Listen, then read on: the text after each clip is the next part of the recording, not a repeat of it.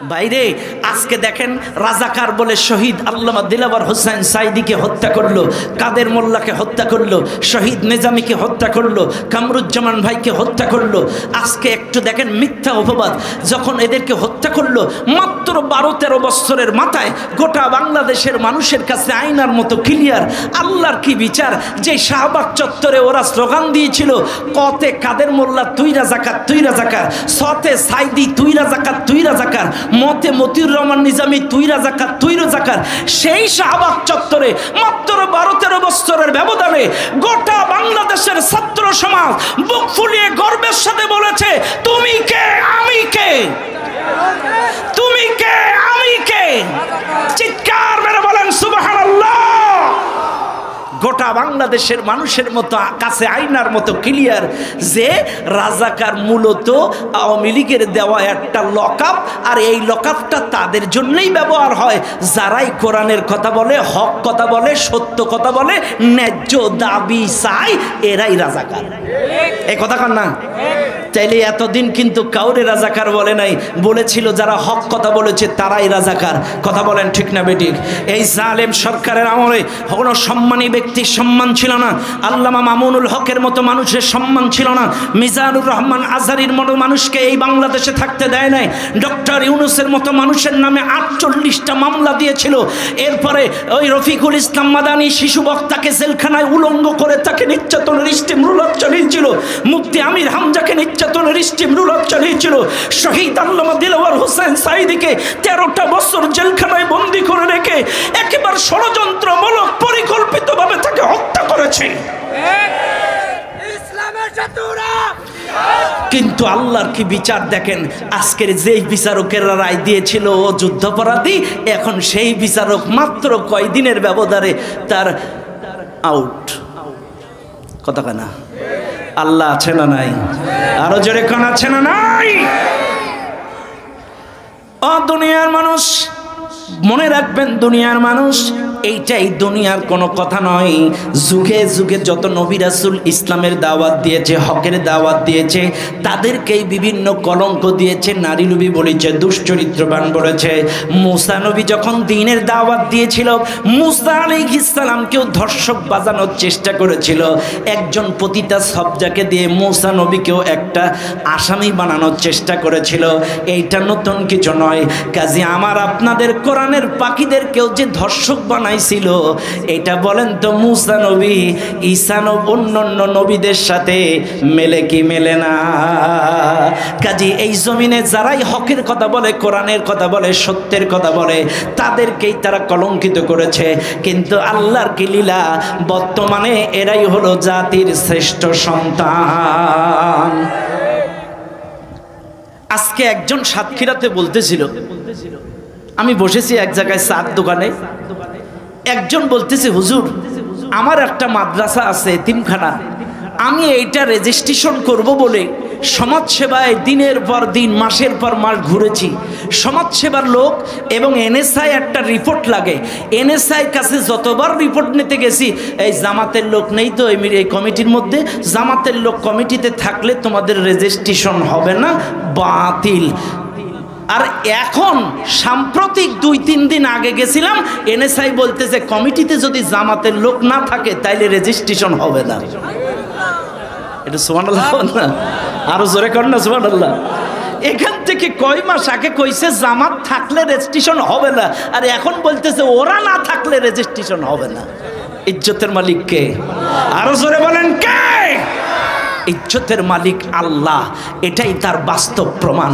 আওয়ামী লীগ সরকারের ঠক ঠিক আছিল, কিন্তু ওরা দুটো জিনিস ভুলে গেছিল, যে ইজ্জতের মালিক আল্লাহ, আর যাকে ইচ্ছা তাকে ক্ষমতার থেকে নামায় দেয়, এটা ওদের মাথায় ছিল না। কথা কন ঠিক না বেঠিক? বার আমার বাবাজিনা, আমার বাদশাহ নাজ্জাশী 101 জনকে রাজদরবারে ডাক দিলেন। ডাক দেওয়ার পরে এবার ডেকে বলছে, ও মুসলমানেরা, তোমরা 101 জন এই দেশে পালায় এসেছো। এই 2 জন মক্কার প্রতিনিধি, তারা এসে তোমাদের ব্যাপারে অভিযোগ দায়ের করেছে। এরা তো ওদের স্টাইলে তোমাদের ব্যাপারে অভিযোগ দায়ের করেছে তোমাদের বিরুদ্ধে। এইবার তোমরা বলো, আসলে মূলত তোমরা পালায় আসছো কেন? একটা দেশ চালায়, এটা জ্ঞান আছে না যে ওরা তো অভিযোগ দিছে এই কিন্তু আসলে তোমরা পালায় আসছো কেন? 101 জনের প্রতিনিধি ছিল জাফর ইবনে আবি তালিব রাদিয়াল্লাহু তাআলা, সুবহানাল্লাহ। 101 জনের প্রতিনিধি ছিলেন আলী রাদিয়াল্লাহু তাআলা আনহুর ভাই জাফর ইবনে আবি তালিব। ইনি ছিলেন 101 জনের প্রতিনিধি। তিনি দাঁড়ালেন বাদশাহ নাজ্জাশীর সামনে। বাদশাহ নাজ্জাশীর সামনে যখন দাঁড়ালেন, এইবার বাদশাহ বলতেছে, বলো তোমরা পালাই আসছো কেন, কারণটা কও। জাফর ইবনে আবি তালিব বলে, বাদশাহ, আল্লাহ পাক তার প্রেরিত রাসূল মুহাম্মাদের উপরে নবুয়তি দিয়েছেন। আমরা সেই নবীর প্রতি ঈমান এনেছি, আল্লাহর প্রতি ঈমান এনেছি, কোরআনের প্রতি ঈমান এনেছি। লা ইলাহা ইল্লাল্লাহ মুহাম্মাদুর রাসূলুল্লাহ সাল্লাল্লাহু আলাইহি ওয়াসাল্লাম, এই কালেমার প্রতি আমরা ঈমান এনেছি। আমরা এই কালেমার প্রতি ঈমান আনার কারণে, ইসলামের পথে আসার কারণে, কোরআনের কর্মী হওয়ার কারণে, আল্লাহর জমিনে কোরআনের দাওয়াত দেওয়ার কারণে মক্কার কাফেররা আমাদের উপরে জুলুম নির্যাতনের স্টিম রোলার, বাড়িতেও মার, বাইরেও মার, ঘরেও মার, বাইরেও মার, কি জুলুম, কি নির্যাতনের স্টিম রোলার আমরা সহ্য করতে পারি নাই। সহ্য করতে না পেরে অবশেষে মক্কা থেকে হিজরত করে আমরা আবিসিনিয়ায় আসতে বাধ্য হয়েছি। বাদশাহ ডাক দিয়ে বলে, মুসলমানেরা, তোমাদের নবীর কাছে নবুয়তি এসেছে, আল্লাহর পক্ষ থেকে একটি কিতাব নাজিল হয়েছে, এটা আমিও শুনেছি। কিন্তু মুসলমানেরা, তোমরা আমাকে একটু শোনাও, তোমাদের নবীর কাছে কোন কিতাব নাজিল হয়েছে আমাকে একটু তোমরা শোনাও। জাফর ইবনে আবি তালিব কোরআনুল কারীমের সূরাতুল মারিয়ামের প্রথম কয়েকটা রুকু তেলাওয়াত করে বিসমিল্লাহ বলে শুরু করলেন। আউযু বিল্লাহি মিনাশ শাইতানির রাজিম, বিসমিল্লাহির রহমানির রহিম।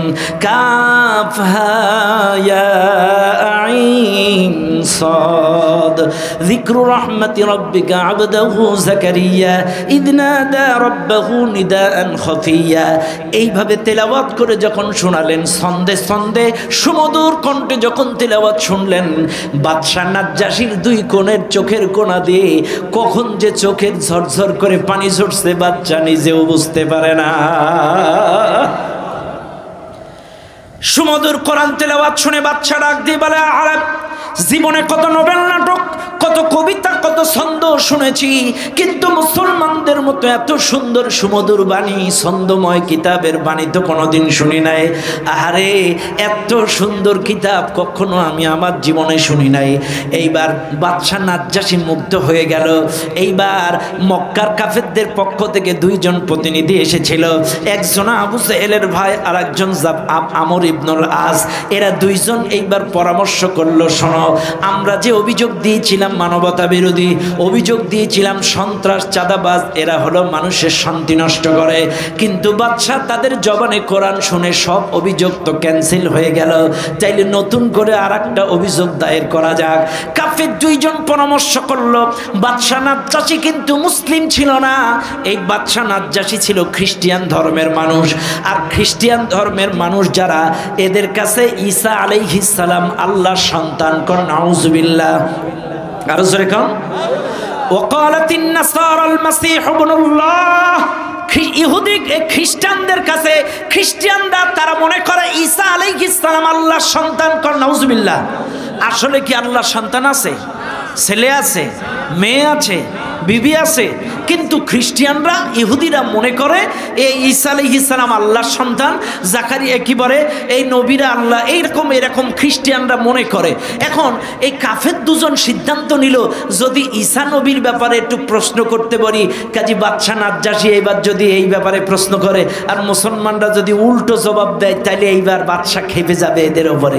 এইবার মুসলমানরা, এই কাফের দুটো লিডার বলতেছে, বাদশাহ এদের ব্যাপারে আপনাদের আর একটা প্রশ্ন আছে। কি বাদশাহ, আপনি এই মুসলমানদের কাছে জিজ্ঞাসা করেন তো ওরা ঈসা নবীর ব্যাপারে কি মতামত দেয়, ঈসা নবীর ব্যাপারে ওদের সিদ্ধান্তটা কি। বাদশাহ নাজ্জাশী বলতেছে, ঈসা নবীর ব্যাপারে তোমাদের মতামত কি একটু বলো, ঈসা নবীর ব্যাপারে তোমাদের ধারণা কি। এখন মুসলিম সাহাবী জাফর ইবনে আবি তালিব দাঁড়ায় গেল। জাফর ইবনে আবি তালিব বলতেছে, দেখেন আমাদের রাসূল মুহাম্মদুর রাসূলুল্লাহ সাল্লাল্লাহু আলাইহি ওয়াসাল্লাম, আমরা তার প্রতি ঈমান এনেছি। তিনি আল্লাহর কিতাব আমাদেরকে তেলাওয়াত করে শোনাতেন, তিনি যা বলতেন আমরা তাই বিশ্বাস করেছি। আমাদের নবী মুহাম্মদ বলেছেন, আমাদের নবী যেমন আল্লাহর প্রেরিত রাসূল, আল্লাহর বান্দা, ঈসা নবীও আল্লাহর প্রেরিত রাসূল, আল্লাহর বান্দা, আমরা সেটাই বিশ্বাস করি। এই কথা যখন আবু তালেব বলছে, এই বাদশাহ নাজ্জাশী তার সিয়ার থেকে লাফ দিয়ে নিচে পড়ছে, নিচে পড়ে একটা চিকন ঘাস ছিল, এই চিকন ঘাসটা উঁচু করে বলতেছে যে দেখো এই ঘাসটা যেমন সত্য, আমার কাছে ঈসা নবীও আল্লাহর একজন বান্দা, সেও আল্লাহর একজন বান্দা এবং নবী, আমিও সেটাই বিশ্বাস করি। একটু জোরে কর না সুবহানাল্লাহ। এইবার বাদশাহ নাজ্জাশী বলছে, শোনো মুসলমানেরা, তোমাদের ধারণা আমার ধারণা যেহেতু এক, তোমাদের কালামে পাকের তেলাওয়াত শুনে আমি মুগ্ধ, যাও তোমরা আমাকে কালেমা পড়িয়ে দাও, লা ইলাহা ইল্লাল্লাহু মুহাম্মাদুর রাসূলুল্লাহ। চিৎকার মেরে বলেন সাল্লাল্লাহু আলাইহি ওয়াসাল্লাম। বাদশাহ নাজ্জাশী এবার দুইজন মক্কার প্রতিনিধিকে ডেকে বলছে, এ মক্কার প্রতিনিধিরা, তোমরা 101 জন মুসলমানকে ফেরত নিয়ে এসেছিলে, শোনো আমি নাজ্জাশী ঘোষণা দিলাম, ওরা এতদিন 101 জন এই আবিসিনিয়ায় পালায় পালায় বেড়াতো, আজকের থেকে 101 জন মক্কার এই মুসলমানেরা আবিসিনিয়ার রাষ্ট্রীয় মেহমান। জোরে কন্যা সুবহানাল্লাহ। এতদিন ওরা বিভিন্ন জায়গায় ঘুরে বেড়াইতো, কিন্তু এখন থেকে ও আমার রাষ্ট্রের রাষ্ট্রীয় মেহমান। 101 জন, সুবহানাল্লাহ। এবার বলেন, এই দুইজনের চেহারা কি এবার হাসি হাসি ভাব থাকবে না অন্ধকার থাকবে? আরো আসতে কেমন বাইরা আমার, বাবাজিরা আমার, 101 জনের চেহারা অন্ধকার হয়ে গেল, এই দুইজন কাফেরের চেহারা অন্ধকার হয়ে গেল। দুইজন থোতা মুখ ভোতা করে মক্কায় ফিরে এলো। মক্কার কাফেররা ঘিরে ধরলো, কি ব্যাপার? বলে এই এই এই এই এই ব্যাপার, গিয়েছিলাম এই এই ঘটনা। এইবার বলেন, এই মাহফিলে যারা আছেন 5 বছরে ইসলাম কবুল করেছিল কয়জন?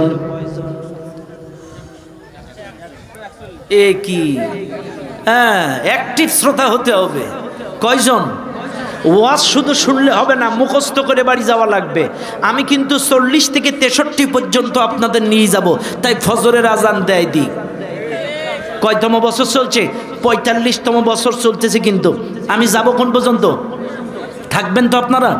হ্যাঁ আসেন। 45 কাফেররা ফিরে এসে বলেছে এই এই ব্যাপার, ফিরাইতে পারি নাই। এইবার 101 জন যদি না আসে, 141 জনের মধ্যে 101 জন ওই জায়গায়। এইবার আগে 141 জনের উপরে যে নির্যাতন মক্কার কাফেরেরা চালাতো, এখন 101 জন তো নাই, এখন আছে 40 জন। এবার বলেন তো 101 জনের নির্যাতন কয়জনের ওপর হবে? এখন 101 জন, 141 জনের নির্যাতন যদি 40 জনের উপরে হয়, সে নির্যাতন কম হবে না বেশি হবে? মাত্রা বাড়বে না? মাত্রা আরো বেড়ে গিয়েছে। কি জুলুম, কি নির্যাতন! 101 জন ফেরত আসে নাই। যত রাগ আর যত সমস্যা ছিল সব এই 40 জনের উপরে ঝাড়া শুরু করছে। নে মার, ঘরে মার, বাইরে মার, ভিতরে মার, খোলে মার, সব জায়গায় মার। কি মার, কি নির্যাতন!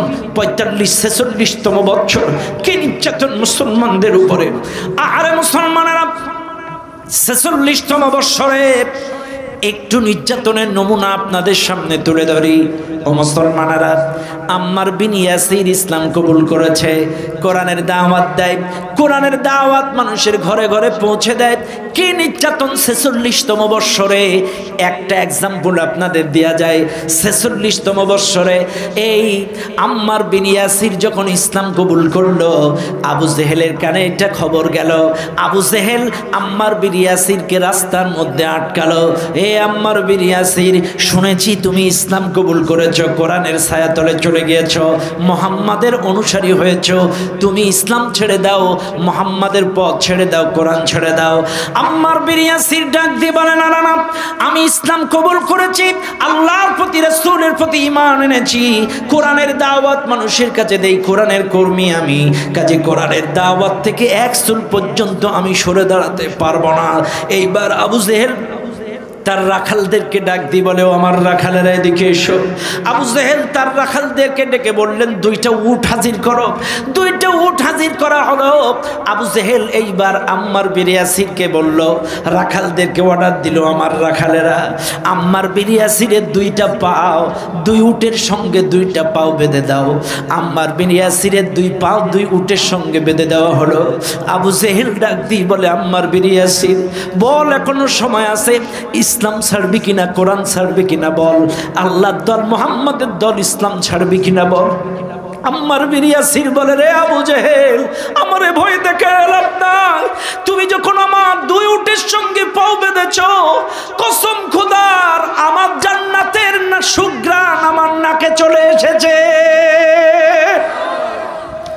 আবু জেহেল বলছে, সোজা আঙ্গুলে কাজ হবে না। আবু জেহেল 2 রাখালকে অর্ডার দিল, 2 উট 2 দিকে খেদায় দাও। 2 উট 2 দিকে খেদায় দিল। আম্মার বিন ইয়াসিরের দেহের মাঝখান থেকে 2 পাও ফেড়ে 2টা খণ্ড হয়ে 2টা দেহ জমিনের মধ্যে পড়ে। 46তম বছরে কি জুলুম, কি নির্যাতনের স্টিম রোলার। মুসলমানেরা 46তম বছর আমার নবীর কাছে যখন কোরআন নাজিল হয়, আল্লাহর নবীকে আগের থেকে সিগন্যাল দেওয়া হতো, তোমার কাছে কোরআন নাজিল হবে, তুমি তাড়াতাড়ি চলে যাও। চলে যাও কোন জায়গায়? পাহাড়ে জাবালে নূরে চলে যাও, তোমার কাছে কোরআন নাজিল হবে। চলে যাও হেরার গুহায়, চলে যাও ওই পাহাড়ে। যখন সিগন্যাল আসতো, নবীজি নিরাপদ স্থানে চলে যেতেন, কারণ কোরআন যখন নাজিল হতো সব জায়গায় তো থাকা যায় না, নবীজি চলে যেতেন। এখন এই পাহাড়ের মধ্যে একটা ছোট্ট মেয়ে, 8-9 বছর বয়স, মেয়েটার নাম সালমা। মেয়েটাই পাহাড়ের মধ্যে একটা পেয়ালার একটা পাত্রের মধ্যে খড়ি কুড়াইতেছে, কাঠ খুঁড়তেছে। এইবার এই মেয়েটা কাঠ খুঁড়তে খুঁড়তে হঠাৎ বিশ্বনবীর সঙ্গে পাহাড়ের মধ্যে দেখা হয়ে গেল। নবীজি পাহাড়ের মধ্যে ছোট্ট মেয়েটাকে ডেকে ডাক দিয়ে বলে, ও মেয়ে, তুমি এই পাহাড়ের মধ্যে আসছো কেন? কি করো তুমি? ছোট্ট 8-9 বছরের সালমা ডাক দিয়ে বলে, আমার বাবার নাম সোহাইল, আমার বাবা বড্ড অসুস্থ, আমার বাবা অসুস্থতার কারণে আমাদের ইনকাম সোর্স বন্ধ, এই জন্য আমি মেয়ে এই পাহাড় থেকে এদিক থেকে সেদিক থেকে খড়ি কুড়াই, কাঠ কুড়াই। খড়ি কুড়ানোর পরে এগুলা বাজারে বিক্রি করি, বাজারে বিক্রি করার পরে 2-10 টাকা যা হয়, 2-5 দিরহাম যা হয়, এটা দিয়ে আমাদের কোনো রকম সংসার চলে। রাসূল শুনে নেন দুনিয়ার মানুষ, এই কথা নবীজি শুনলেন। এইবার ছোট্ট মেয়েটা যদিও 8-9 বছর বয়স, মেয়েটা ডাক দিয়ে বলল, বুঝলাম আমি খড়ি কুড়াইতে আসি, বুঝলাম, তোমাকে জবাব দিলাম, কিন্তু তুমি এই পাহাড়ে আসো কেন? তোমার পরিচয় কি? তোমার নাম কি? তুমি বলো। এইবার নবীজি ডাক দিয়ে বলে, আমার নাম মুহাম্মদ, আমি আল্লাহর প্রেরিত রাসূল, আমার পিতার নাম আব্দুল্লাহ। আমি এই পাহাড়ের মধ্যে আসি একটা কারণে, মহান মালিক আমার প্রভু আমার কাছে কোরআন নাজিল করে, কোরআন নেওয়ার জন্য আমি এই পাহাড়ে আসি।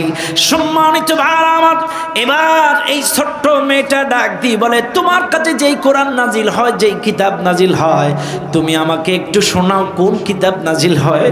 আমার নবী ছোট্ট মেয়েটাকে সুমধুর কোরআন তেলাওয়াত করে শোনালেন। وننزل من القرآن ما هو شفاء ورحمة للمؤمنين। তিলাওয়াত করে যখন শোনালেন, মেয়ে তো বিমোহিত হয়ে গেলেন, মুগ্ধ হয়ে গেলেন। মেয়েটা বলতেছে, মুহাম্মদ, আমি কিন্তু প্রায় তোমার কণ্ঠের কিতাব শুনতে আসবো। এইবার মেয়েটা প্রত্যেক দিন খড়ি কুড়াইতে আসে, অন্য দিন দেরি করে আসে, এই কোরআন শোনার পর থেকে একটু তাড়াতাড়ি আসে। এই পাহাড়ে খড়ি কুড়াইতে আসে আর ওই কিতাব শোনে, মুহাম্মদের কাছ থেকে ভালো ভালো উপদেশ গ্রহণ করে। এখন হঠাৎ একদিন আবু জেহেলের সাথে রাস্তায় দেখা। আবু জেহেল বলছে, তোমার নাম কি? সালমা। বাবার নাম কি? সোহাইল। তুমি এই পাহাড়ে যাও কেন? আবু জেহেল তো জানে পাহাড়ে কে আছে। সুবহানাল্লাহ খান। পাহাড়ে কে আছে? মুহাম্মদ। আর এর কাছে যে যায় সে পাগলা। এর কাছে যে যায় সে মুরিদ হয়ে যায়, সে পাগল হয়ে যায়। কাজে তুমি পাহাড়ে কি করতে যাও? বলে আমি খড়ি কুড়াইতে যাই, কাঠ কুড়াইতে যাই, আমার বাবা অসুস্থ, এই কাঠ কুড়াইয়া আমি বাজারে বিক্রি করি, আমাদের কোনো রকম সংসার চলে। আচ্ছা ঠিক আছে, তোমার আজকে যে খড়িগুলো কুড়াইছো এগুলোর দাম কেমন হবে? বলতেছে খুব জোর 2-5 দিরহাম হবে। এই আবু জেহেল পকেট থেকে 50 দিরহাম বের করে দিয়ে বলছে নাও, এই তোমাকে 50 দিরহাম দিলাম, তুমি আর কখনো এই পাহাড়ে আসবা না। কেন? আবু জেহেল তো জানে এই জায়গায় গেলে কি হবে, ওই ইসলাম কবুল করে ফেলবে। কিন্তু এই মেয়েটা 1 দিন 2 দিন যেতে যেতে ইসলাম কবুল অলরেডি করে ফেলেছে। এইবার আবু জেহেল যখন বলতেছে তুমি এই 50 দিরহাম নাও, আর কোনোদিন এই পাহাড়ে খড়ি কুড়াবা না, তখন বলছে নাও তোমার টাকা, আমি এই টাকা বাদ দিলাম, কিন্তু শোনো আমি যদি খড়ি কুড়াইতে নাও আসি, কিন্তু আমি মুহাম্মাদের জবান থেকে, আব্দুল্লাহর বেটা মুহাম্মাদের কণ্ঠ থেকে যে আল্লাহর বাণী শুনেছি, এই কিতাবের বাণী শোনা বন্ধ করতে পারবো না। এইবার চিন্তা করছি এতটুকু মেয়ে, এত বড় বড় কথা। আবু জেহেল চলে গেছে ওর বাড়ি, যে বলছে সোহাইল বাড়ি আছো, বাড়ি আছো? সোহাইল বেরিয়ে এসছে, সোহাইলকে ডেকে বলছে সোহাইল তোমার মেয়েকে বলে দিও ও যেন ওই পাহাড়ে না যায়, ওর কিন্তু খবর আছে। মেয়েটাকে এত বোঝালো কিন্তু কোনো কায়দায় এই পাহাড়ে যাওয়া বন্ধ করতে পারে না। একটা পর্যায়ে এই মেয়েটা একটা পর্যায়ে আবু জেহেল রাস্তার মধ্যে গ্রেপ্তার করে বলছে মেয়ে তুমি বলো ইসলাম ছাড়বা কিনা, মুহাম্মদকে ছাড়বা কিনা, আল্লাহর কোরআন শোনা ছাড়বা কিনা? মেয়েটি বলছে আমি অটোমেটিক ইসলাম কবুল করেছি, আমি জীবন দেব, শহীদ হব, কিন্তু কোরআনের পথ ছাড়বো না, ইসলাম ছাড়বো না, মুহাম্মাদের কণ্ঠে যে কোরআন শুনেছি এই কিতাব ছাড়তে পারবো না। আবু জেহেল বলছে তোমার পরিণতি কি হবে তুমি জানো না? বলছে আমার পরিণতি যাই হোক, আমি কোরআন ছাড়বো না, কোরআনি পথ ছাড়বো না, মুহাম্মাদের রাস্তা ছাড়বো না। আবু জেহেল এই মেয়ে দুইটার পাও ঘোড়ার সাথে বেঁধে মরুভূমির মধ্যে টানতে শুরু করলো। কিছু দূর টানে মেয়েটার পিঠ চিরে চৌচির হয়ে রক্ত বেরিয়ে যায়। বলে এখনো সময় আছে, বলো ইসলাম ছাড়বা কিনা? বলে না, জীবন দেব কিন্তু মুহাম্মাদের কোরআন ছাড়তে পারবো না, ইসলাম ছাড়তে পারবো না। এই মেয়েটাকে আবু জেহেল মক্কার পথে ঘোরালো, পাথরে বালুতে সিটতে টানতে ঘেঁষতে চামড়া গোশতগুলো হেঁচতে একটা পর্যায়ে মেয়েটি শাহাদাত বরণ করেছে, কিন্তু ইসলাম ছাড়া নাই, ইসলাম ছাড়া নাই। কি নির্যাতন! 46তম বৎসর কি জুলুম চালাইছে সাহাবাজ বাইনদের উপরে। ঘরে মার, বাইরে মার, যেই কালেমার কথা বলে তাকে মার, যেই বলে আমি মুসলিম তাকে মার, যেই বলে আমি কবুল করেছি কালেমা তাকে মার। জুলুম নির্যাতনের স্টিম রুলার। একটা পর্যায়ে 47তম বৎসরে মুহররম মাসের 1 তারিখ, কয় তারিখ? 47তম বৎসর মুহররমের মাসের 1 তারিখ মক্কার কাফেরেরা একত্রিত হয়ে কাবার চত্বরে মিটিং বসালো। দেখো এইভাবে আর চলতে দেওয়া যেতে পারে না, যাদের কারণে আমাদের 101 জন হিজরত করে আবিসিনিয়ায় চলে গেল, যেই মুহাম্মাদের কারণে বাপদাদার ধর্মে চুলকালি, যেই মুহাম্মাদের কারণে অসংখ্য মক্কার মানুষ ইসলাম কবুল করছে, যেই মুহাম্মাদের কারণে আমাদের মধ্যে সম্পর্ক নষ্ট হচ্ছে, একের পর এক গন্ডগোল বেঁধে যাচ্ছে। এই মুহাম্মদ সহ তার অনুসারীদেরকে প্রকাশ্যে দিন প্রচার করতে দেওয়া যাবে না, এদের জেলখানায় ভরা লাগবে। আইন তৈরি করো। মক্কার কাফেরেরা একত্রিত হয়ে একটা আইন রচনা করলেন। 101 জন মিলে আইন রচনা করলেন। 101 জন এই কাফেররা মিলে আইন রচনা করলেন। মুহররম মাসের 1 তারিখে এর আইন রচনা করে একটা চামড়ার গায়ে খোদাই করে, তখন তো কাগজ কলম ছিল না, বুঝেন আপনারা? তখন কি ছিল না? কাগজ কলম ছিল না। চামড়ার গায়ে খোদাই করে আইনটা রচনা করে লিখে এই আইনটা ভালো করে গুটাইয়া কাবার ভেতরে সংরক্ষণ করে রেখেছে। কি আইন?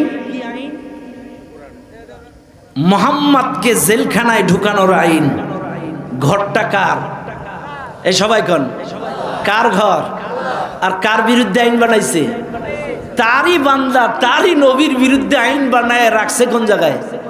কাবার ভেতরে। কত বড় বাটপার! আল্লাহর ঘর, আল্লাহর নবী, তার বিরুদ্ধে আইন বানায়া চামড়ায় খোদাই করে কাবার ভিতরে রেখেছে। মুহাম্মদ সহ তার সাহাবাদেরকে শিয়াবে আবি তালিবের পাহাড়িয়া জেলখানায় ঢুকালো 47তম বৎসরে মুহররম মাসের 1 তারিখ জেলখানায় ঢুকাইয়া দিল। 3টা বৎসর জেলখানায়। শুনালেন খানপুরের মানুষ কি জুলুম নির্যাতন রাসূল সহ সাহাবাদের উপরে। কেন?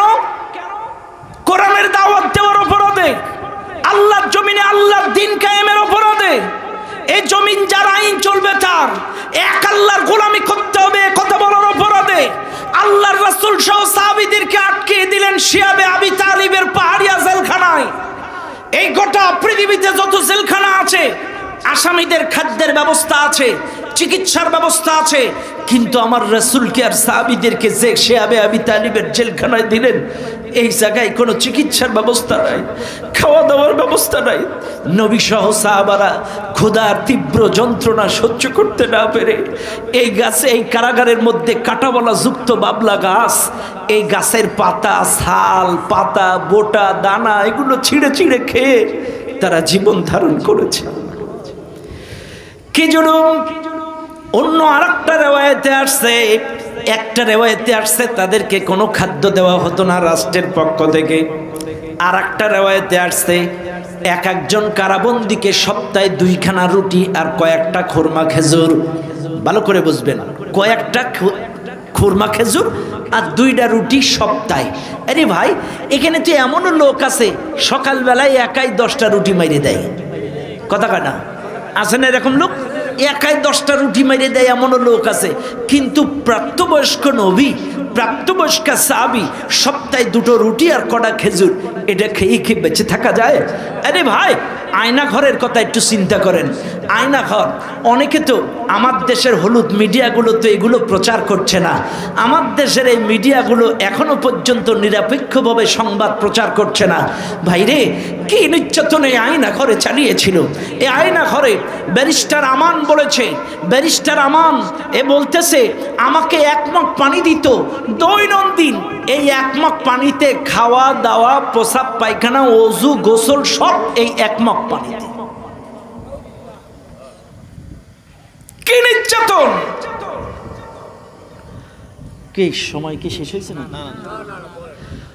দুনিয়ার মানুষ, কি জুলুম নির্যাতনের স্টিম রুলার!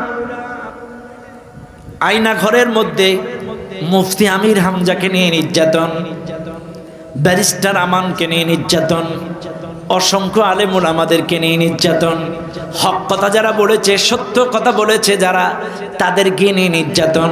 কি জুলুম, কি নির্যাতনের স্টিম রুলার! আমার নবী সহ সাহাবাদেরকে শিয়াবে আবি তালিবের পাহাড়িয়া জেলখানায়, ভাইরা আমার, বাবাজিরা আমার, এই পাহাড়িয়া জেলখানার মধ্যে 3টা বৎসর থাকার পরে 50তম বৎসর, কত বৎসর? কত বৎসর? 50তম বৎসরে আমার নবীকে এইবার ডাক, আমার নবী এবার চাচা আবু তালেবকে ডাক দিলেন। চাচা আবু তালেব নবীজির কাছে আসলেন। এইবার নবীজি ডাক দিয়ে বলে, চাচা আপনাকে একটা তথ্য দেই। কি তথ্য ভাতিজা তুমি বলো? এইবার নবীজি ডাক দিয়ে বলে, চাচা আমার এবং আমার সাহাবাদের বিরুদ্ধে যে আইন রচনা করেছিল মক্কার কাফেররা, চাচা আমি তথ্য দেই, এই আইনের ভিতরে যত জায়গায় আল্লাহর নাম আছে শুধুমাত্র আল্লাহর নাম কটা অক্ষত আছে, বাদ বাকি টোটাল আইনগুলো ঘুনে খেয়ে ফেলেছে। একটু জোরে করবেন না, আরো জোরে করুন না। ঘুনে পোকা বুঝেন তো? দেখেন না অনেকে বিসলি গাদা দেয়, দেয় না? দেখা যায় অনেক দিন পরে, বর্ষার পরে হাত দিয়ে দেখে যে বিসলি গাদার 3 ভাগে 2 ভাগ খেয়ে ফেলেছে। কিসে খাইছে? ঘুনে পোকা, ওই পোকায় খেয়ে ফেলেছে। এখন মুহাম্মাদুর রাসূল বিশ্বনবী তিনি বলতেছে, চাচা আমাকে সহ সাহাবাদের বিরুদ্ধে যে আইন বানাইছিল, আর এই আইন বানায়া পেঁচায় পেঁচায় যে মক্কা কাবা ঘরের ভেতরে রেখেছিল, চাচা আপনি যে দেখেন ওই চামড়ার গায়ে শুধুমাত্র আল্লাহর নাম ব্যতীত সমস্ত আইন, একটা মানুষের বিরুদ্ধে আইন বানাতে গেলে কিছু দোষ ত্রুটি, কিছু ফর্মুলা, কিছু রেজুলেশন, কিছু রুলস, কিছু লেখা লাগে, এগুলো সব ঘুনে খেয়ে গেছে খালি আল্লাহর নাম ব্যতীত। এইবার এই কথা যখন বলছে, আবু তালেব বলছে, ভাতিজা এটা ঠিক? বলে হ্যাঁ ঠিক চাচা, আমি জীবনে কোনোদিন মিছা কথা কই নাই। মনে রাখবেন, এই খানপুরের মানুষ, খানপুরের মানুষ মক্কার কাফেররা রাসূলকে পাগলা বলেছে, মক্কার কাফেররা রাসূলকে জাদুকর বলেছে, মক্কার কাফেররা রাসূলকে ঠাকুর বলেছে, কিন্তু মক্কার কাফেররা আমার আপনার নবীকে কখনো মিথ্যাবাদী বলার সাহস করতে পারে নাই। মক্কার কাফেরেরা রাসূলকে আল আমিন বলেছে, মক্কার কাফেরেরা রাসূলকে সাদিক বলেছে, সত্যবাদী বলেছে, বিশ্বস্ত বলেছে। আজকে এই মাহফিলে যারা আছেন আশেকে রাসূল, লম্বা দাড়ি লম্বা টুপি, ও আশেকে রাসূলের দল, আজকের এই মাহফিলে যারা আছেন আপনাদের উদ্দেশ্যে আমি বলতে চাই, একটা মানুষ হাত উঁচু করেন, আমার নবী সেই নবী, আমার নবী সেই নবী 63 বছরে যিনি একটা মিথ্যা কথা বলে নাই। একটা মানুষ রাসূলের উম্মত হাত উঁচু করেন যে হুজুর আমি 1 বছরে, একটা লোক বলতে পারবেন যে হুজুর আমি বিগত 1 বছরে একটা মিছা কথা কই নাই? পারবেন কেউ? হাই রে উম্মাহ, অথচ 63 বছরে আমার নবী একটা মিছা কথা কই নাই। কি নবী আমরা পেয়েছিলাম? দুনিয়ার মানুষ, আবু তালিব বলছে ভাতিজা সত্য, বলে হ্যাঁ সত্য। এইবার আবু তালিব তাড়াতাড়ি মক্কার কাফের নেতৃত্ব, স্থানীয় বড় বড় লিডারদের খুঁজলেন, যে দেখে তারা কাবার চত্বরে এক জায়গায় বসে গোল মিটিং করে। আবু তালিব যে বলে মক্কার নেতারা শোনো, একটা তথ্য আমার ভাতিজা দিয়েছে। কি তথ্য দিয়েছে? আমার ভাতিজা বলেছে তোমরা 47 মুহররমের 1 তারিখ যে আইন রচনা করে মুহাম্মদ সহ তার অনুসারীদেরকে জেলখানায় ঢুকাইছাও, সে আইনের সব গুণে খেয়ে ফেলেছে, শুধু আল্লাহর নাম ব্যতীত। মক্কার কাফেরেরা হুমড়ি খেয়ে কাবার দরজা খুলে যে দেখে সর্বনাশ, মুহাম্মদ যা বলেছে সত্য।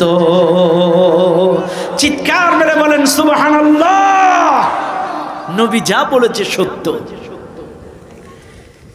আবু তালেব ডাক দিয়ে বলে শুনে নাও মক্কার নেতারা, যে আইন পোকায় খেয়ে ফেলেছে, আইন যেহেতু নাই, কাজী মুহাম্মদ সহ তার সৈন্যদের আটকায় রাখার কোনো যুক্তি না। চিৎকার মেরে বলেন না সুবহানাল্লাহ। আইনে নাই, তাহলে আটকাবা কিসের? আজকের এই সরকার, জালেম সরকার, খুনি হাসিনা 17টা বছর জামাত ইসলাম সহ ইসলামী আন্দোলন যারা করেছে, হক কথা যারা বলেছে, অন্যায়ের প্রতিবাদ যারা করেছে, কারোর নামে 20টা, কারোর নামে 30টা, কারোর নামে 40টা করে মামলা দিয়েছে। আজকের 5 তারিখের পরে আইন রচনাকারীও নেই, জামাতের কর্মীদের মামলাও নেই। সুবহানাল্লাহ কর না, আর জোরে কর না। কারণ যারা আইন বানাইছে হেরাই তো নেই, তাইলে এগের আটকায় রাখবে কিল্লাই, যা বেকসুর খালাস। সুবহানাল্লাহ কর। আসলে কি মেলে না মেলে না? কথা কোন ঠিক না বেঠিক? আহারে কি মামলাটাদের দিছে, আজকে মানুষের কাজ এটা। আরে আমি গেছি সেক্রেটারি জেনারেল রফিকুল ইসলাম হুজুর এই আগরদাড়ি, ওনার জানাজায় 110 জনকে গ্রেপ্তার করছে ওই জানাজা থেকে, আমাকে সহ। আমাকে মনে হয় 2 নম্বরে তুলছিল গাড়িতে। 110 জনের 2 নম্বর আমি ছিলাম। আরে যারা জানাজা পর্যন্ত পড়তে দেয় নাই, ইস, সেদিন এক মুরব্বী বলতেছে যে একটা পর্যায়ে আমার মামলা এত বেশি, হাজিরা দিতে দিতে, উকিল মুহুরি পুলিশদের টাকা দিতে দিতে আমার সব শেষ। একটা পর্যায়ে আমি রক্ত বিক্রি করে মামলার হাজিরা দিয়েছি, রক্ত বিক্রি করে মামলার হাজিরা দিয়েছি। মানুষ খারাপ হয় তাই বলে এত?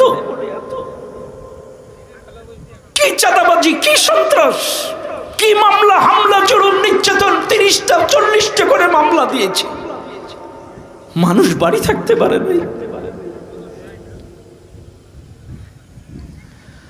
ও দুনিয়ার মানুষ, একটু লক্ষ্য করেন, এইবার 50তম বছর নবী সহ সাহাবা আজমাইনরা মুক্ত হয়ে গেল। আরে নবী 3 বছর পরে মুক্ত, সাহাবারাও মুক্ত বাতাসে। এইবার চলতে লাগলো 1 দিন, 2 দিন, 3 দিন। এই বৎসরে ছাড়া পাওয়ার 6 মাসের মাথায় নবীজির চাচা আবু তালেব মারা গেলেন। কে মারা গেলেন? জেলখানার থেকে মুক্ত হওয়ার 50তম বৎসরে মুক্ত হওয়ার 6 মাসের মাথায় চাচা আবু তালেব মারা গেলেন। কি দুঃখের মাস, কি দুঃখের বছর ছিল বছরটা। চাচা আবু তালেবের 1 মাসের মাথায় বিবি খাদিজা মারা গেলেন।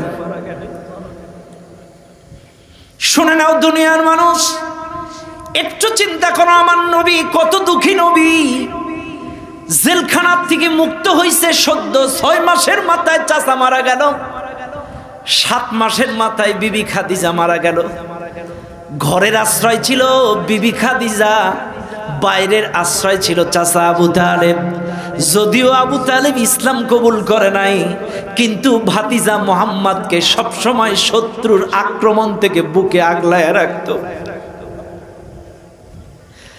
ও দুনিয়ার মানুষ, এদিকে বিবি খাদিজা নাই, এদিকে চাচা আবু তালিব নাই। কি দুঃখ, কি কষ্ট, খাদিজা কথা বর্ণনা করে শেষ করা যাবে না। আরে এমন একজন স্ত্রী ছিলেন খাদিজা, রাসূল জুলুম নির্যাতনের স্টিম রুলার সহ্য করে কখনো মার খেয়ে রক্ত মাখা শরীর নিয়ে বাড়িতে আসতেন। আমার নবীর স্ত্রী খাদিজা রক্তগুলো মুছে দিতেন, তাকে সান্ত্বনা যোগাতেন, ঘরে ঢুকলে তাকে সান্ত্বনা দিতেন। এমন স্ত্রী ছিল খাদিজা।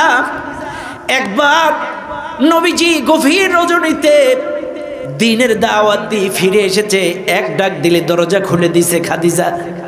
নবীজি ডাক দিয়ে বলে, খাদিজা আমি রাত 10টায় ডাক দিলেও তুমি দরজা খুলে দাও, রাত 12টায় ডাক দিলেও দরজা খুলে দাও, রাত 3টায় ডাক দিলেও দরজা খুলে দাও, রাত 4টায় ডাক দিলেও দরজা খুলে দাও। ও খাদিজা, আমি মাঝরাতে, প্রথম রাতে, শেষ রাতে, যেই রাতে ডাক দেই এক ডাকে তুমি দরজা খুলে দাও। খাদিজা তোমার কাছে আমি মোহাম্মদ জানতে চাই, তুমি এক ডাকে দরজা খুলো কেমনে? তুমি কি বিছানায় পিঠ লাগায়া ঘুমাও না? খাদিজা চোখের পানি ছেড়ে বলে, নবীজি আপনি মানবতার নবী, উম্মতের নবী, আপনি দিন প্রচার করার জন্য কখনো তায়েফে, কখনো দূর দূরান্তে চলে যান, কখনো মার খেয়ে ক্লান্ত শ্রান্ত রক্তমাখা শরীর নিয়ে না খেয়ে না দিয়ে বাড়িতে আসেন। নবীজি আমি খাদিজা চিন্তা করি, আপনি যদি ক্লান্ত শরীর নিয়া, রক্তমাখা শরীর নিয়া, না খাওয়া খালি পেট নিয়া যদি আমার দরজায় এসে ডাক দেন, খুকির মা, খুকির মা, খুকির মা, আর আমি যদি বিছানায় ঘুমাই দরজা খুলে দিতে দেরি হয়, আপনার কষ্ট হবে।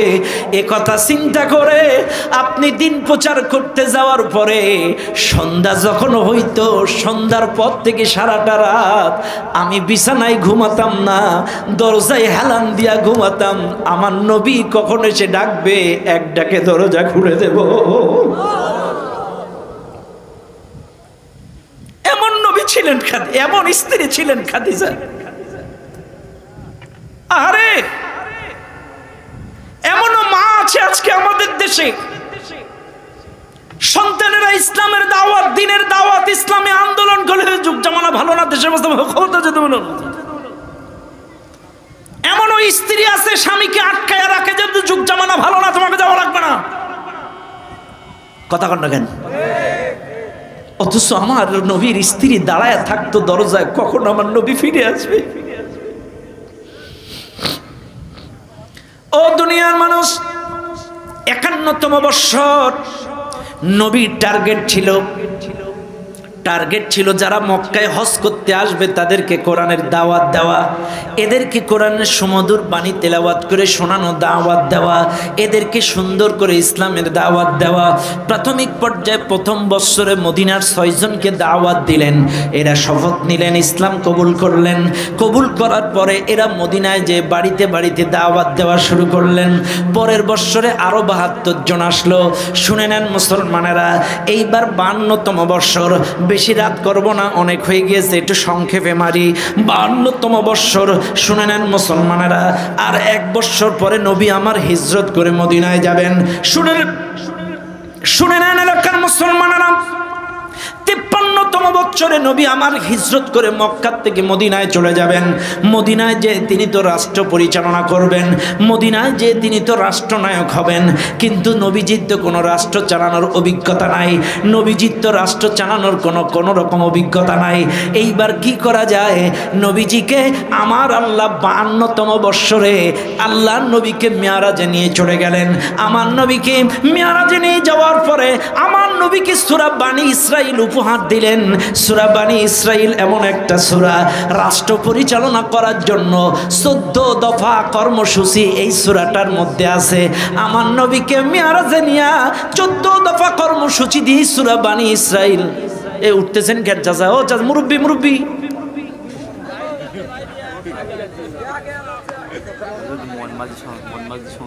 আর দরকার নেই, অনেক রাত হয়েছে তাই না? হ্যাঁ হ্যাঁ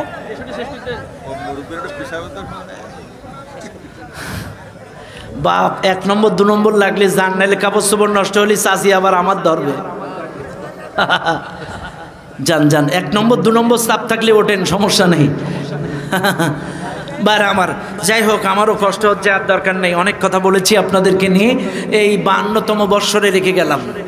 শোনেন, 52তম বৎসরে আপনাদের থুয়ে যাচ্ছি, 12:30টার বেশি বেজে গিয়েছে, আর আমি আগাইতে চাচ্ছি না, কারণ অনেক কষ্ট। এই চাচা চাচা বসেন, একটু দোয়া করে দেবো আমি। ওহ ঠিক আছে, এখনই দোয়া হবে। শোনেন, আপনাদেরকে বলে যাই, একটু সর্বশেষ আপনাদেরকে কিছু নসিহাত করে যায়। আমার রাসূলকে মেয়ারাজে নিয়ে 14 দফা কর্মসূচি দিলেন। কিসের জন্য? রাষ্ট্র পরিচালনার ট্রেনিং দিয়ে দিলেন তাকে। 14 দফা কর্মসূচি দিলেন, একটা রাষ্ট্র চালাইতে গেলে কি কি যোগ্যতা দরকার, অভিজ্ঞতার দরকার, সেগুলো পূর্ণাঙ্গ ট্রেনিং তাকে মেয়ারাজে নিয়ে দিয়ে দিলেন। এখন আর কি রাষ্ট্র চালাইতে কোনো সমস্যা হবে? আর জোরে কান হবে?